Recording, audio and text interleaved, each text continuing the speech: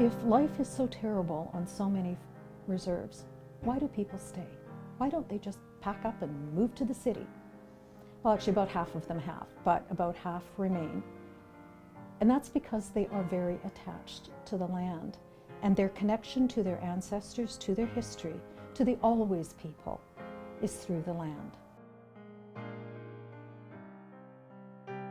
As soon as Indigenous communities were nailed to one spot called a reserve, they lost the ability to pack up and leave and go follow a better leader. And then when Indian Affairs would simply impose leadership on them, if they didn't vote for the chief and councils that Indian Affairs wanted, Indian Affairs simply named them themselves.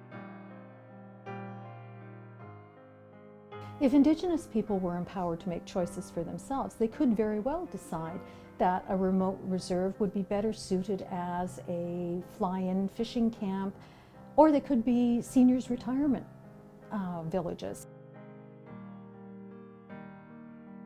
This would take empowerment of ordinary Indigenous people to choose for themselves how they want their communities to be structured and how they want them to be governed, not being told by Indigenous Affairs.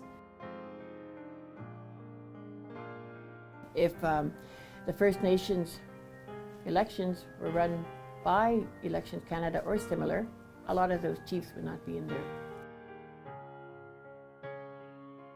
Because whoever holds the power in an Indigenous community holds power over everything. Where people live, what jobs they have, whether they get social assistance, whether their children are seized by family services. The root cause of so much pain, misery, suffering on reserves can be tracked right back to this entrenched powerlessness. 10-year funding blocks for Indigenous communities. That would make financial planning much, much easier.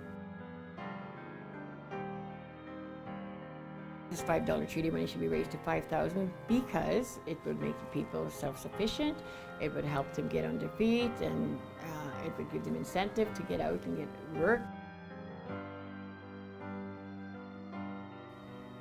The treaty annuity goes a long way to healing the divide, the tensions, the guilt that is a corrosive element between Indigenous and non-Indigenous communities. And by honoring an element of the treaties that's never been honored, and the sole element of the treaty that empowers the individual within the collective, I think we build on something potentially quite marvelous, quite ground-shaking in terms of political power and political dynamics. Some chiefs that started working on it, I don't know where they are with it, but they wanted the money going straight to them, which is a big mistake. We can't have that. First Nation people really like it.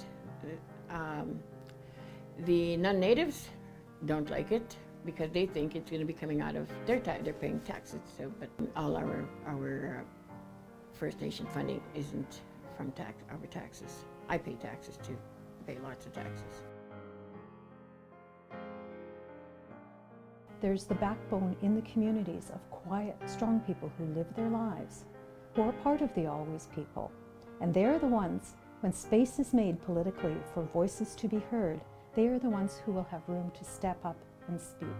The best and only chance. About 80% of non-Indigenous Canadians want to actively participate in reconciliation in some fashion.